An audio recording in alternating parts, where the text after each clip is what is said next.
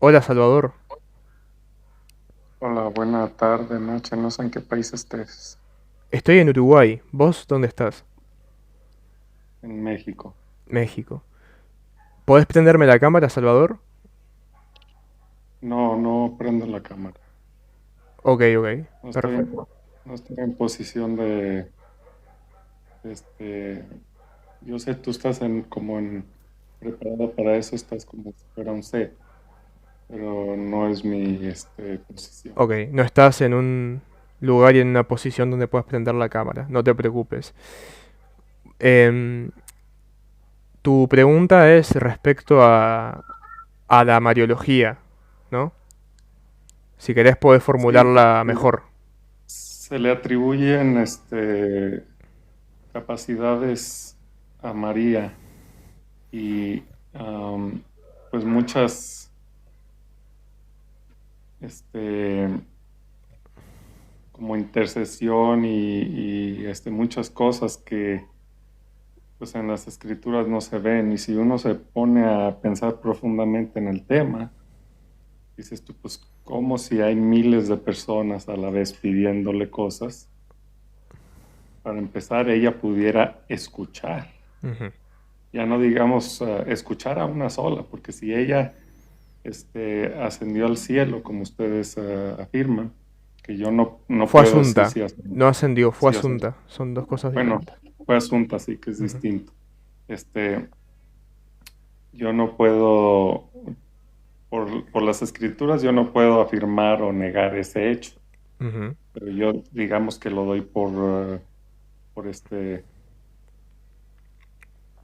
lo doy porque así sucedió, o sea, lo doy por hecho. Lo Entonces, concedes, ok. lo considero. Entonces, ¿cómo ella desde allá, sin tener un poder que es exclusivo de Dios, podría estar escuchando a miles de personas y a sus Ujú, plegarias para que ella las transfiera a Jesucristo? ok. Bueno, primero que el dogma de la Asunción de María no está vinculado directamente a la intercesión de María. Porque, por ejemplo, nosotros creemos que hay otros santos que no han sido asuntos que igual pueden interceder. Entonces, la intercesión no tiene que ver con si María fue asunta o no, tiene que ver con otra cosa. ¿Por qué yo te dije que tu pregunta estaba mal formulada o que no era correcta? Porque tu pregunta fue, según el catolicismo, ¿María tiene atributos como los de Dios? Ahí falla tu pregunta. Porque nosotros no afirmamos que María tenga atributos. Porque cuando yo digo que alguien tiene algo, estoy diciendo que ese algo le pertenece.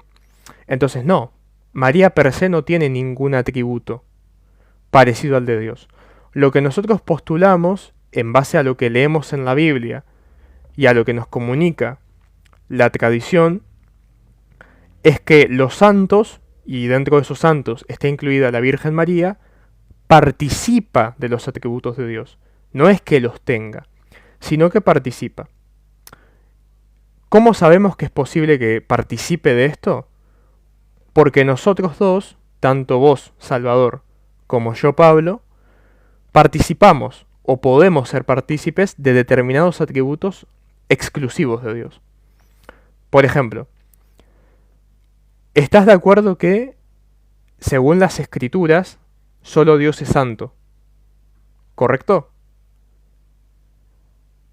Las escrituras, ah, Dios es santo, pero también hay personas que son santas. Claro, pero las personas son santas porque tienen un atributo propio de santidad o porque participan de la santidad de Dios. Que participan de la santidad de Dios. Ok, entonces la santidad es un atributo exclusivo de Dios que Dios lo comparte con sus hijos, con los cristianos. Entonces, con este punto llegamos a la conclusión de que Dios comunica sus atributos, puede comunicarlos. La pregunta ahora es, ¿a los santos Dios les comunica un conocimiento mayor al nuestro? Bueno, si vamos a las escrituras, parece ser que sí. Por ejemplo, eh, ¿te acordás el versículo de Apocalipsis donde los mártires le reclaman a Dios justicia por sus muertes? Bueno, cuando vos lees ese versículo, te das cuenta cómo los mártires están conscientes de que sus verdugos aún andan por ahí haciendo daño. Porque ellos mismos dicen, ¿hasta cuándo, Señor? Entonces, fíjate cómo tienen un conocimiento mayor que el nuestro. Eso es lo que nos dicen las Escrituras. San Pablo también nos dice que ahora vemos en parte, pero luego veremos aún más. Lo estoy parafraseando, lo dice con otras palabras. Entonces, parece ser que Dios es capaz de comunicarle a sus criaturas un mayor conocimiento. Tenés el ejemplo de los profetas. Por ejemplo, yo creo, Salvador, que vos no pensarás que Jeremías, Isaías, Ezequiel y los profetas del Antiguo Testamento, hasta Juan, eran omniscientes, porque sabían más cosas que el resto, ¿verdad?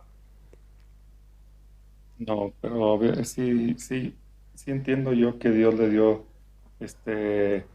más de su espíritu a, digamos, a los apóstoles y a los profetas, para que ellos pudieran hasta sanar enfermos, expulsar demonios y hasta resucitar muertos. Ujú. Pero digamos que hoy en día, pues un ejemplo es que en el catolicismo se dice que el Papa viene de la misma jerarquía, ¿verdad? De los apóstoles, pero sin embargo, pues no tiene ninguno de esos atributos como Ujú. para probar que viene de esa jerarquía. Ujú. Bien, lo que sucede con... Igual ese es otro tema, pero te lo respondo rápido. Nosotros cuando decimos que...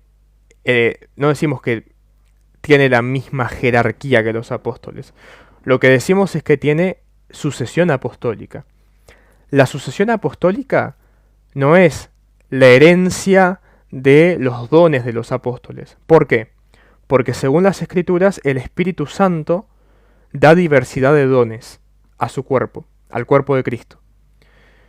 La cuestión con el Papa radica en que la sucesión apostólica es la herencia espiritual que le es transmitida al obispo de Roma para gobernar la Iglesia. En el caso del Papa estamos hablando de una jurisdicción, no estamos hablando de los dones. Cada cristiano tiene sus dones. El Papa tendrá sus dones, así como yo tengo los míos y vos tenés los tuyos. Entonces, no es correcto el razonamiento de decir el Papa no puede ser sucesor de los apóstoles porque, no sé, no resucita muertos. Porque eso no es lo que plantea la sucesión apostólica. Pero volviendo al tema de los santos, te pregunto, ¿vos no crees en la intercesión de los santos y de la Virgen por una cuestión contradictoria? Es decir, porque sentís que contradice algo de la Biblia o porque simplemente no lo entendés. Mira, para empezar con los santos, digamos, muchos de los santos católicos que fueron aprobados como santos católicos por digamos, cuando son canonizados, es un hecho que viene del hombre, porque decir que alguien es santo es hacer un juicio de salvación, porque no vas a decir que alguien es santo, está haciendo milagros y pues fue condenado. Entonces estás afirmando que esa persona es salva y está prácticamente con una relación o una cercanía a Dios. Y eso es un atributo que solamente le corresponde a Dios, el de salvación o condenación. Ok. Entonces no considero yo que ningún hombre en este mundo tenga el atributo de salvar o condenar a nadie. Entonces, sé que ustedes tienen un grupo de santos y no es que yo no crea en los santos, yo creo en que hoy mismo hay santos vivientes, tú puedes ser uno de ellos. O sea, la santidad viene de la cercanía en cuanto a tu relación con Dios, no viene Claro. de la aprobación de otro hombre en este mundo. Claro, pero cuando la iglesia canoniza a alguien, o sea, lo declara santo, no es que lo declara santo y ya la persona que murió tiene pase VIP al cielo. No, no. Lo que hace la iglesia cuando canoniza es que reconoce algo que ya está siendo presente. Es decir, santos son todas las personas que están en el cielo. Lo que hace la iglesia es que simplemente luego de un proceso de investigación y de guía del Espíritu Santo, identifica determinadas virtudes heroicas y santas en algunas personas específicas y aprueba el culto público a esa persona. Pero no es que cuando la iglesia lo canoniza, la persona entra al cielo o cuando no la canoniza no está en el infierno, no, no. Simplemente reconoce y homenajea las virtudes de algunas personas de las cuales la iglesia tiene certeza por diferentes motivos que está salvada la persona.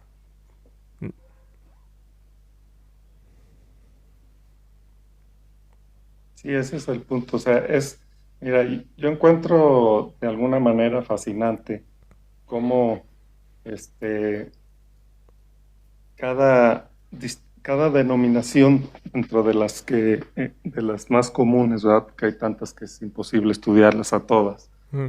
pero dentro de las más comunes tienen doctrinas que están tan arraigadas en sus miembros que dices tú, ¿cómo es posible que si las escrituras son las mismas y están escritas de manera que no son fáciles de interpretar, porque hay que tener un estudio profundo para ir encontrando la verdad en ellas y más información? No creo que el estudio Entonces, alcance.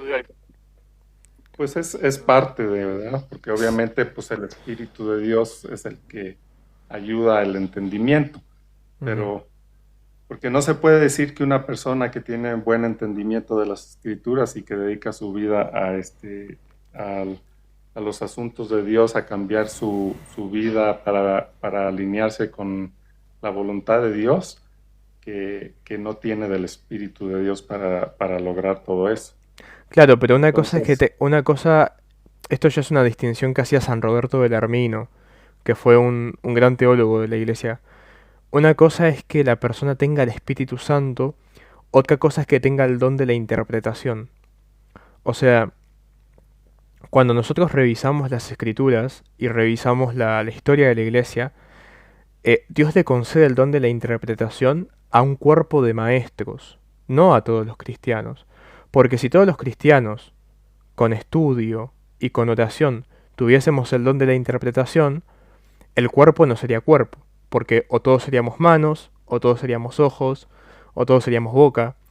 Entonces, no basta simplemente con tener mucho conocimiento, orar, y bueno, ¿y por qué no basta? Porque lo vemos en la práctica, como vos decís. Todas las denominaciones alegan, inspirados por Dios, creer determinada cosa, pero se contradicen entre sí, y Dios no puede contradecirse. Por ende, eh, el Espíritu Santo necesariamente debe manifestarse a través de algo que nosotros podamos identificar más allá de lo que a nosotros nos parece.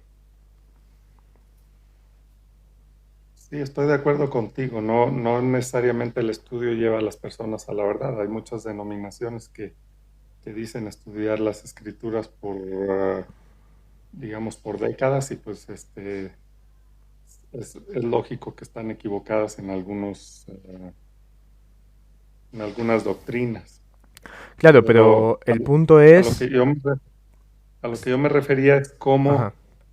por qué las agrupaciones tienen esa interpretación idéntica. Por ejemplo, los católicos interpretan las escrituras de una forma idéntica y los testigos de Jehová tienen otra interpretación idéntica. O sea, escuchas un testigo de Jehová y puedes escuchar otros 90 y es lo mismo. Entonces, es donde dices tú, bueno, que obviamente ahí lo que tú notas es que las personas no están haciendo un esfuerzo personal o no tienen un interés genuino personal de ver si lo que están ellos interpretando es lo correcto, sino que simplemente se están dejando llevar por lo que les está diciendo la jerarquía de su congregación. Bueno, a ver, yo no voy a hablar por los testigos de Jehová, porque yo no soy testigo de Jehová, pero voy a hablar por la Iglesia Católica. Nosotros en la Iglesia Católica, como bien vos decís, tenemos un cuerpo de maestros que son parte de la jerarquía, de los cuales nosotros recibimos la enseñanza y la interpretación de las escrituras. Y a ese punto es al que iba, porque, a ver, hay una serie de cuestiones que yo como católico, para ser considerado como tal, tengo que creer. Los llamados dogmas. Por ejemplo, yo para ser católico tengo que creer en la Trinidad, que Jesucristo es Dios, que el bautismo salva, que la Eucaristía es el cuerpo y la sangre realmente verdadera de Cristo. Entonces, yo recibo eso del magisterio. Yo si niego algún dogma, no puedo ser considerado católico. Y en el caso del protestantismo, que me imagino que es a lo que vos adherís, vos sos evangélico, Salvador, me imagino, ¿verdad? Por las cuestiones que me planteás. No, no pertenezco a ninguna. Fui católico Ujú. y a través de este del estudio de las escrituras decidí salirme del catolicismo y no pertenezco a ninguna denominación. Pero no vas no te congregas en ningún lado. No, no me congrego en ningún lado. Ok, bien. Entonces voy a tratar de aplicarlo a tu caso particular. Em, Vos me decís, bueno, yo era católico, estudié las escrituras y me salí del catolicismo. Mi pregunta ahora como católico es, ¿qué sucede si yo te digo a vos, Salvador, que yo, estando en tu posición antes de ser católico, estudiando las escrituras y a la vez pidiéndole a Dios que me ayudara, terminé en el catolicismo? Fíjate cómo partimos de un mismo método. Partimos del método del estudio de las escrituras y de la oración, pero concluimos y nuestro recorrido termina en caminos diferentes. Entonces, vos me vas a decir, bueno, vos Pablo interpretaste mal las escrituras, las entendiste mal, pero yo te puedo decir lo mismo. Fíjate cómo no hay nada que sea el juez en esto. ¿Quién es el juez entre nosotros dos? Vos me vas a decir la Biblia, pero los dos partimos de la Biblia. La cuestión es que cuando yo llego a determinadas conclusiones, me amparo en el magisterio de la iglesia, que es lo que hacían los primeros cristianos. Yo te pregunto, Salvador, cuando vos lees las escrituras, que me dijiste que las estudiaste, cuando vos lees las escrituras en el Nuevo Testamento, vos te encontrás con que cada cristiano aplicaba este método tuyo de yo estudio las escrituras por mi cuenta, orándole a Dios, y de ahí saco mis conclusiones de lo que tengo que creer, o era un modelo más parecido a lo que eh, se propone en la Iglesia Católica, donde se acata las decisiones vinculantes de un magisterio. Es que no es, no es, en mi caso no es ninguno de esos de esas dos hipótesis, porque A ver, contame. en mi caso yo no estudio las escrituras por mi propia cuenta, queriéndolas interpretar. Eso yo lo quise hacer muchas veces cuando fui católico Ujú. y no lograba entender nada de las escrituras, sino que en mi caso empecé a estudiar las escrituras humillándome a escuchar a otros, aprender de otros, incluso de los católicos, de todo el mundo. Ujú. Entonces cuando yo me afirmo en una doctrina, es porque primero me empapo lo más posible del conocimiento bíblico de ella y luego escucho inspiración que Dios le da a otras personas sobre esa doctrina y tomo una conclusión basada en la mayor cantidad de información posible. Porque yo cometí errores al principio de creer alguna doctrina y después tener que cambiar mi opinión porque el conocimiento que tenía pues no era el suficiente. Entonces yo no tomo decisiones basadas en mi propio estudio, sino que es colectivo, digámoslo así. Claro, pero Otra es el, a lo que voy, antes de que sigas, quiero hacer un ajá, paréntesis. A lo que voy es que, aunque vos consultes a varias personas o examines diferentes enseñanzas, al final de cuentas sos vos el que toma la decisión en qué creer. ¿Por qué? Porque si vos aplicando ese método te centrás, por ejemplo, en la Eucaristía, vos vas a escuchar a los católicos que te van a decir, la Eucaristía es realmente el cuerpo de Cristo. O sea, el pan deja de ser pan totalmente.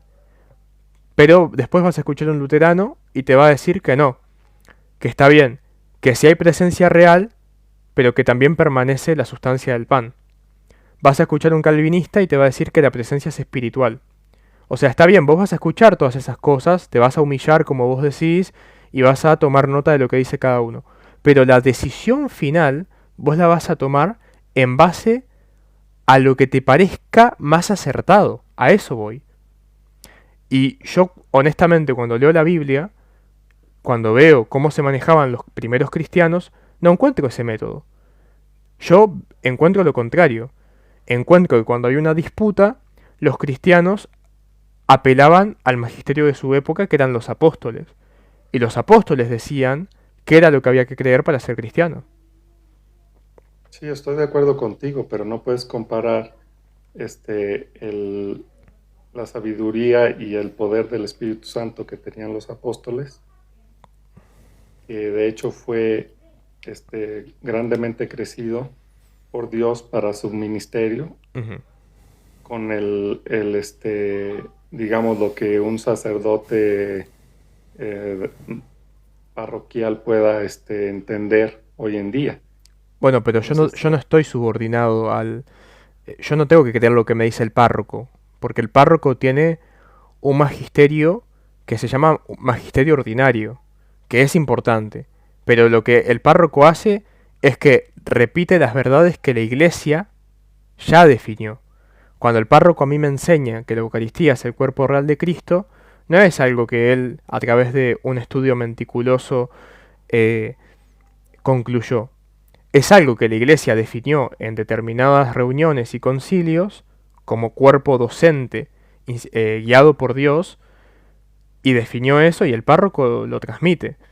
Pero no es que el párroco llega a esa conclusión. Y fíjate, es muy interesante lo que vos decís, porque vos decís que lo que das a entender es que los apóstoles tenían al Espíritu Santo de una manera especial de la cual hoy ningún otro maestro puede tener. Pero ahí vos tenés un problema, porque cuando Jesucristo está por elevarse al Padre, le dice a los apóstoles, yo estaré con ustedes todos los días hasta el fin del mundo. Creo que estamos de acuerdo, Salvador, de que los apóstoles ya murieron y todavía no ha sido el fin del mundo.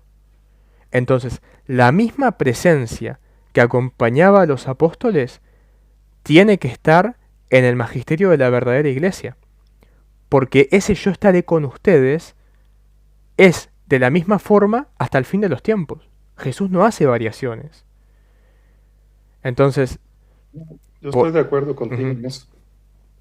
Y la única cosa es que yo veo distinto, por ejemplo, ustedes y otras congregaciones o denominaciones consideran que ustedes exclusivamente son la iglesia. Y yo bíblicamente no veo eso. Yo veo que la iglesia o el cuerpo de Cristo o hay distintas formas de ver esta situación, no tiene un nombre o es exclusivo de un grupo de personas ujú. que se llaman X o Y, sino que yo no estoy negando que no exista, digamos, personas católicas, pero también considero que puede haber personas dentro de otras iglesias que sean parte de la iglesia verdadera, porque es espiritual, no es un templo hecho por manos de hombre, Ujú. es un templo espiritual, así como lo es el cuerpo de Cristo. Entonces, Bueno, pero Decir que nada más los católicos fíjate ahí lo que tienen la... dijiste, fíjate ahí lo que dijiste, Salvador. Dijiste, la iglesia es espiritual, como lo es el cuerpo de Cristo. Pero ojo, porque el cuerpo de Cristo no es solamente espiritual. Cristo tenía un cuerpo físico. Pues Entonces, también la iglesia lo tiene. bueno, entonces no es solamente espiritual. Tiene que haber una forma de poder identificar esa iglesia en sus ministros legítimos. Si no, yo como cristiano me pierdo. Entonces la pregunta que vos tendrías que resolver es, ¿quiénes son los ministros legítimos de esa iglesia? Pues los que tienen las doctrinas, los que tienen las doctrinas apegadas a las escrituras. Porque, Pero fíjate que mira, vos no me podés déjame te doy este punto antes de pero que se me vaya. vos no me podés responder eso porque vos mismo me decís que no te congregás. Si vos no te con- Permíteme. si vos no te Hay un lugar congregás, en las, ujú, hay un lugar en las escrituras que dice, si alguien les trae otra doctrina que no sea esta, sea anatema. ajá, Entonces, nosotros tenemos que aferrarnos a las doctrinas bíblicas, porque si no, ahí mismo nos dice que sea quien sea, creo que menciona, así viniera un ángel del cielo a decirnos algo contrario a las doctrinas bíblicas, nosotros no debemos de tomar eso como tal. claro. Entonces, ¿a quién debemos de escuchar? Pues al que esté apegado a las doctrinas bíblicas. Sí, yo te entiendo eso. Pero a lo que me refiero es que si yo te pregunto por esos ministros legítimos a los cuales los dos concluimos que la iglesia debe ser identificable por ellos, porque no es meramente espiritual, si yo te pregunto que me los señales, vos no me los vas a poder señalar. ¿Por qué? Primero, porque vos mismo no te congregás y no te estoy juzgando. A lo que me refiero es que si vos no te congregás es porque no los has podido identificar. Porque si no, vos te estarías congregando en la iglesia donde están los ministros legítimos de Cristo. Yo como católico creo que los ministros legítimos de Cristo están en la Iglesia Católica, independientemente del título, de lo cual también vos hablaste. Yo no digo que la Iglesia Católica sea la verdadera porque hay un versículo donde se dice que la verdadera iglesia es la Iglesia Católica. No. Yo lo que digo es, hay una serie de características que tiene la Iglesia que fundó Cristo que únicamente las tiene la Iglesia Católica. Por ejemplo, hablando del tema de las doctrinas y de la verdadera enseñanza. Salvador, ¿vos crees que Dios puede absolverte de tus pecados o remitirte de tus pecados a través de un hombre? No, yo no creo que hoy en día Dios me absuelva de mis pecados a través de un hombre. Ok, y en la Porque época de los apóstoles, sería, ¿crees que los primeros se- cristianos creían eso? permíteme, déjame contestar. Ok, Sería como también creer que aquel que se llama apóstol o profeta lo es. O sea, yo tengo que usar mi juicio para distinguir entre quién está siendo verdadero y quién no. Ahora, sobre lo que mencionaste de mí, yo no me congrego porque yo vivo en un rancho donde no hay más que una iglesia católica que nunca está abierta. ujú, Aún la gente de esta comunidad se tiene que ir a los pueblos para congregarse. Y, y yo con la fe que yo tengo, aquí donde yo vivo actualmente, pues no hay personas que tengan la identidad que yo busco para, como dices tú, para yo definir que él es un verdadero ministro de Dios, porque sí considero que los hay. pero Cuando yo aunque... estoy en la Ajá. ciudad, sí Ah, los encuentro y sí me congrego con ah, diferentes denominaciones. ok, ok, pero fíjate ahí, ojo ahí. Fíjate lo que me estás diciendo. Me estás diciendo, está bien, por una situación geográfica no puedo congregarme donde me gustaría. Perfecto, lo entiendo. Ahora vos me decís que en la ciudad o en un lugar donde estén ellos, vos los lográs identificar. Entonces, yo como cristiano que busca la verdad, te preguntaría, Salvador, ¿cómo en mi país puedo identificar a esos legítimos ministros de Cristo? Porque vos me estás diciendo, voy a diferentes denominaciones. Pero es que Sí. los ministros legítimos no pueden estar en diferentes denominaciones. Y es por lo que te expliqué antes. Porque mientras algunos ministros afirman, por ejemplo, que en la Eucaristía esté realmente Cristo, otros afirman que está de manera espiritual o de manera simbólica. Y los verdaderos ministros legítimos de Cristo no pueden transmitir una verdad contraria a la de otro. ¿Por qué? Porque el cristiano caería en un relativismo del cual le sería imposible escapar. Entonces, los verdaderos ministros de Cristo deben ser inspirados por Dios de tal manera que la enseñanza y la fe sea una, como dice el apóstol Pablo, una sola fe y un solo bautismo. Hoy tenés mucha fe en esto que vos propones, muchas doctrinas. No pueden estar en cada denominación ministros legítimos de Cristo. Tiene que haber una forma en la que yo los pueda identificar, una jerarquía. Cuando vos vas al Nuevo Testamento te encontrás con una jerarquía, con diáconos, con presbíteros, con, bueno, apóstoles, que muchos tienen obispos, con superiores, y después con el pueblo cristiano. Hay una jerarquía en las escrituras. De hecho, esa fue una de las razones por las cuales yo me hice católico. Porque en la Biblia está muy claro que la verdadera iglesia de Cristo, aquella que Él funda, tiene una jerarquía capaz de identificarse, sin dar tanta vuelta. ¿O qué? ¿O vamos a pensar que Jesús nos dejó un montón de iglesias y nos dejó el trabajo intelectual de descubrir cuál es su verdadera iglesia, como si fuese un juego retorcido y de confusión? No, eso no es lo que dejó Jesús. Y creo que con una mano en el corazón vos tenés que ver eso en las escrituras. Quiero volver al punto de la confesión, porque yo te pregunté eso y vos me dijiste, no, no creo que hoy, me dijiste, eso sea posible. Entonces te pregunto, ¿crees que en la época de los apóstoles esto sí era posible? ¿Que Dios, a través de los apóstoles, perdonaba pecados? Sí, porque Él le dejó ese poder directamente, Jesús directamente le dio el poder a los apóstoles de atar y desatar, pero porque era necesario para que ellos llevaran a cabo la evangelización inicial. Ok. Pero eso no quiere decir que esa potestad en ningún lugar de la Biblia dice que sea heredada, y menos a cierta denominación exclusivamente. Pero en ninguna parte de la Biblia tampoco dice que en algún momento esa autoridad se iba a acabar con los apóstoles.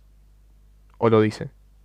Pues no, es que la Biblia no dice muchas cosas. Uno tiene que, por eso viene el estudio, donde uno tiene que tomar una decisión porque no te aclara muchos temas de manera que, si la Biblia fuera tan tajante que dijera esto sí lo puedes hacer y esto no lo puedes hacer, no habría más que una denominación y todos estaríamos con la misma creencia.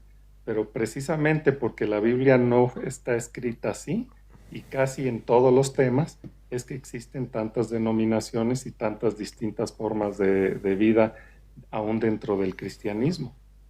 Ujú. Bueno, en realidad yo creo que las divisiones existen porque las personas deciden separarse de esa primera iglesia. A ver, mm, Mira, yo admiro a un católico como tú que estudien las escrituras y que defiendan su fe, aunque no comparta yo toda la fe que tú defiendes.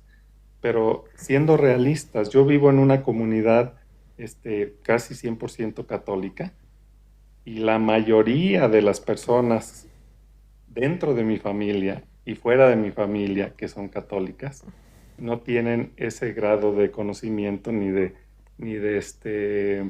fe, ni de defender lo que creen porque ni siquiera lo conocen. Unos hacen una cosa, otros hacen otra y llevan la vida como a cada quien le place, porque la mayor parte del catolicismo así es, no todo el catolicismo está tan preparado como tú. Y bueno, es pero una eso no forma, significa que el catolicismo sea falso porque haya personas que ignoran su fe. no, pero me refiero que la mayoría del catolicismo, porque hay veces las personas pueden pensar que la mayoría de los católicos tienen tu grado de capacidad para defender tu fe o tu intelecto como para reconocer algún tema de las escrituras, cuando en la realidad, como decimos en el campo, no es así la situación. En la Bueno, pero realidad yo voy y visito a una tía que se le está postrando una imagen, que le está hablando, que le está sirviendo, y luego tengo un familiar que tiene un Buda ahí en su casa y tiene una imagen de santos y tiene una Pero ¿a mezcla ahí qué viene todo eso? O sea, a vos me la estás diciendo ignorancia. que vos no sos católico por el testimonio de tus No, familiares. yo lo que digo es que hay mucha ignorancia dentro del catolicismo y que tú no representas a la mayor parte de los católicos, tú representas a una minoría. Pero ¿qué tiene que ver eso respecto a la discusión que estábamos teniendo? O sea, ¿a qué viene? No, eso viene porque hay veces tú dices que mientras seas, diste a entender que, que la gente mientras está en la iglesia correcta como que ya tiene gran camino avanzado y yo lo que te estoy planteando es que no es así porque aún hay gente que considera que perteneciendo a la iglesia católica con eso ya va a tener el camino allanado Ujú. y la salvación esperándolos y no es así porque ni siquiera tienen el mínimo requisito de frutos de un verdadero cristiano en su vida. Bueno, pero fuera del catolicismo también pasa lo mismo. O sea, Exactamente, sí, yo estoy de eso, acuerdo. eso no creo que sea No es relevante para la exclusivo del discusión. catolicismo. Porque, a ver, eh, yo no es que sea el gran teólogo. Yo lo conozco porque en mi proceso de conversión tuve que leer algunas cosas y estudiar algunas cosas. Porque yo era muy anticatólico. Eh, pero no es que sea el gran erudito. Pero, a ver, volviendo al tema ya para ir cerrando y darle el espacio a alguien más, si alguien más quiere subir. eh,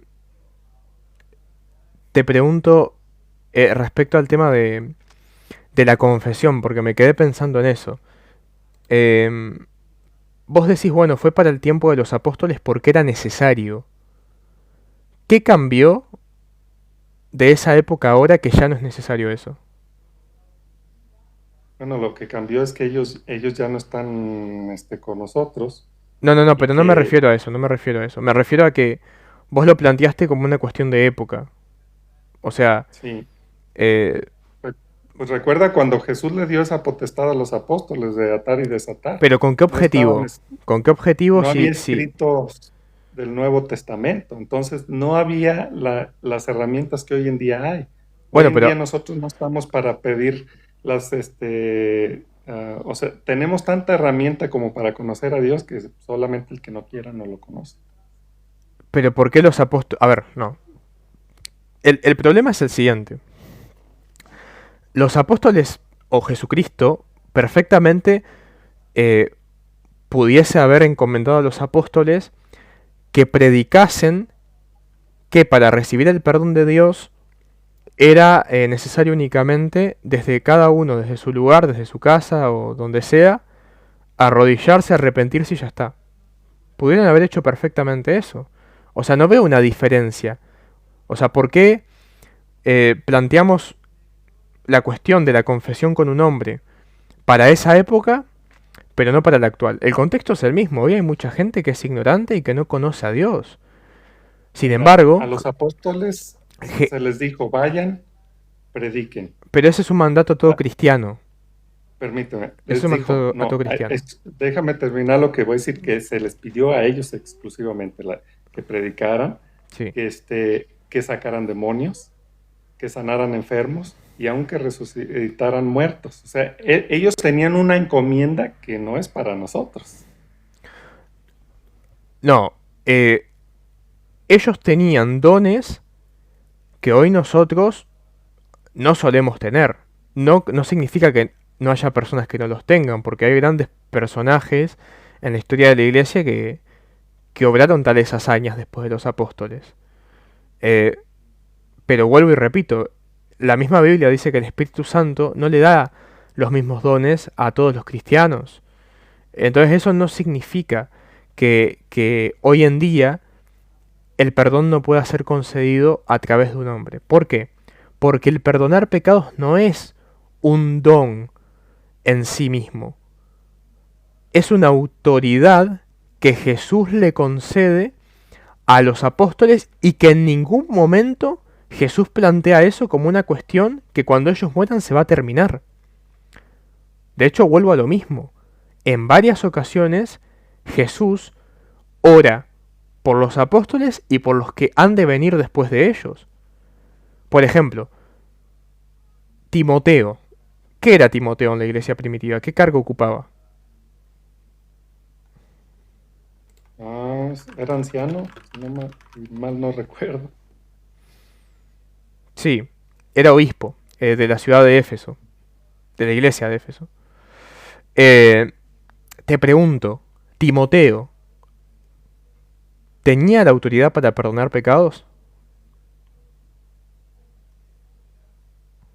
Pues no estoy seguro, no te quiero contestar algo de lo que no estoy seguro. ¿Estás de acuerdo de que Timoteo era sucesor de los apóstoles? Porque era obispo. O sea, los apóstoles le encomendaron la misión de gobernar una iglesia, que es la iglesia de Éfeso. ¿Estamos de ¿Pero hay acuerdo? algún ejemplo en las escrituras donde Timoteo perdonó pecados? No, pero ese no es mi razonamiento. Yo te estoy tratando de llevar a un razonamiento propio a ver si me seguís. ¿Estás de acuerdo de que Timoteo es sucesor de los apóstoles? Sí, Muy bien. ¿Estás de acuerdo de que Timoteo, como obispo que era, gobernaba la iglesia de Éfeso? Porque para eso son los obispos, para gobernar las iglesias. Entonces yo te pregunto, si el encargado de la iglesia de Éfeso era Timoteo, ¿él perdonaba pecados? Porque si solo los apóstoles perdonaban pecado, ¿qué pasa con aquellas ciudades donde los apóstoles no estaban? es que de hecho las escrituras no dicen que ellos se dedicaran a perdonar pecados, sino que Pe- lo que están haciendo ver las escrituras es que bajo ciertas circunstancias ellos podían, por el poder del Espíritu Santo que ellos tenían y la visión que ellos tenían sobre las personas, en determinado caso expresar que una persona estaba siendo condenada por sus hechos, como cuando Ananías ocultó la cantidad o la donación que iba a dar. Entonces, no precisamente que todas las personas se acercaran a ellos para el perdón de pecados, porque bueno, las pero en el escrituras, libro de los Hechos dice que las personas venían desde muy lejos a confesar sus pecados ante los apóstoles. sí, porque es Bueno, como, no, pero confesar los pecados no quiere decir que si yo te confieso a ti, te considero un hermano en la fe y te digo, oye, cometí esta falta, este pecado, porque también habría que definir el pecado. ¿y eso con qué Hoy en día sentido? pues unos dicen que una cosa es pecado y otros dicen que no. Pero eso con qué Entonces, digamos que yo sentido? te digo, sabes que cometí este pecado, no quiere decir que estoy pidiendo que tú me lo perdones, simplemente puede ser que te esté pidiendo un consejo sobre cómo Bueno, pero sobre salir de ese bache, digamos. ahora vos cambiaste el discurso, porque vos me habías concedido que creías que los apóstoles perdonaban pecados. Ahora me estás diciendo, no. Era una confesión, pero los apóstoles no lo perdonaban. Era una confesión como para fomentar la comunidad. Eh, No, yo nunca dije que que ellos no tenían la potestad de perdonar pecados. Lo que yo estoy diciendo es que las escrituras no narran que que su misión principal de ellos o lo que ellos hacían principalmente era estarle perdonando los pecados a todo el que se acercaba con ellos. San Pablo dice que a ellos, es decir, a los apóstoles, aunque él no es parte de los 12, pero se infiere que también habla de los 12, que a ellos les fue confiado el ministerio de la reconciliación. O sea, la reconciliación entre Dios y el hombre. O sea, Cristo los incluye en el plan de la salvación. ¿Y cómo se reconcilia el hombre con Dios? A través del perdón de los pecados. Entonces, independientemente de si era lo que hacían cada fin de semana o cada día de la semana, ellos podían perdonar pecados. Y mi pregunta sobre Timoteo es esa. Los apóstoles eran 12. No estaban en todos los lugares a los que se extendió la iglesia, porque eran 12. Pero los obispos que eran sucesores de ellos, necesariamente tenían que tener este poder para perdonar pecados. Si no, ¿cómo los cristianos eran absueltos de sus culpas si no había ningún apóstol presente? Y cuando los apóstoles mueren, estos obispos quedan con esa autoridad para perdonar pecados y es transmitida así de generación en generación. En ningún momento la Biblia plantea, sino todo lo contrario, da a entender que esa autoridad dada por Jesucristo a los apóstoles permanece en sus sucesores. Eso es lo que dice la Biblia. Es lo que se ve en la Biblia. Pero bueno, Es que eso es desecharlo o no conocer cómo hacía la gente en el antiguo pacto para el perdón de pecados, cuando llevaban un cordero o una paloma al templo para para el sacrificio y para el perdón de sus pecados. ¿y quién mediaba? ¿Y quién mediaba por el perdón de los pecados? El pecado al animal inocente. Sí, pero ¿quién Entonces, hacía eso? ¿Quién hacía el sacrificio? ¿Quién mediaba? los sacerdotes que fueron designados, los levitas que fueron Por eso, designados por Dios. por eso. Entonces, ¿qué sucedió cuando Jesucristo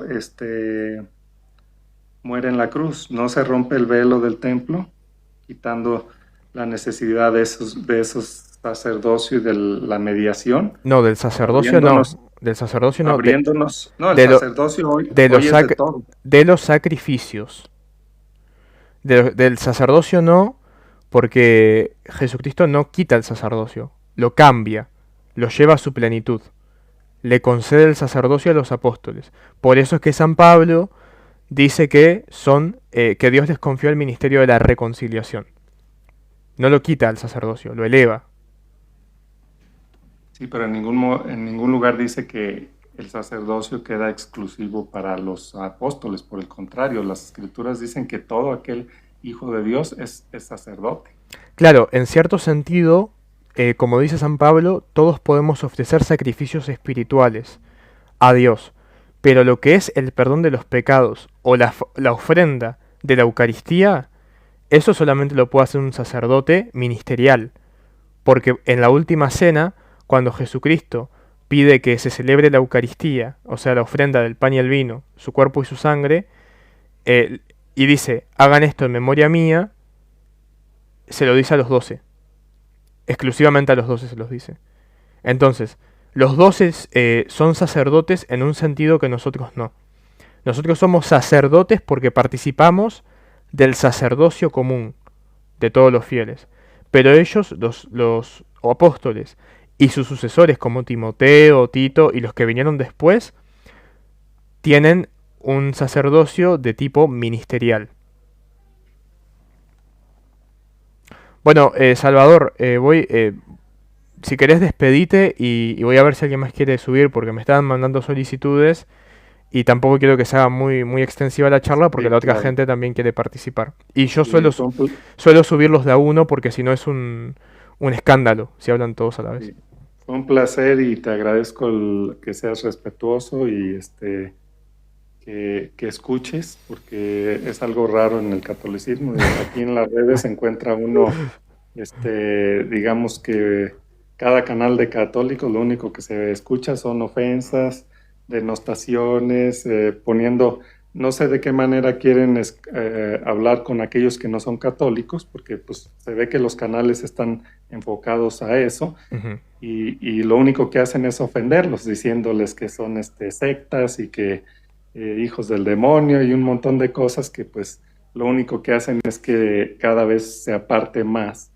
el protestantismo, como ustedes lo llaman, del catolicismo. Te agradezco por tu forma de llevar la conversación civilizada y respetuosa. Bueno, te doy gracias también por el respeto. Y bueno, sos bienvenido cuando quieras a pasarte de nuevo a conversar este o otro tema. Que Dios te bendiga, Salvador. Gracias. Chau, chau. Adiós.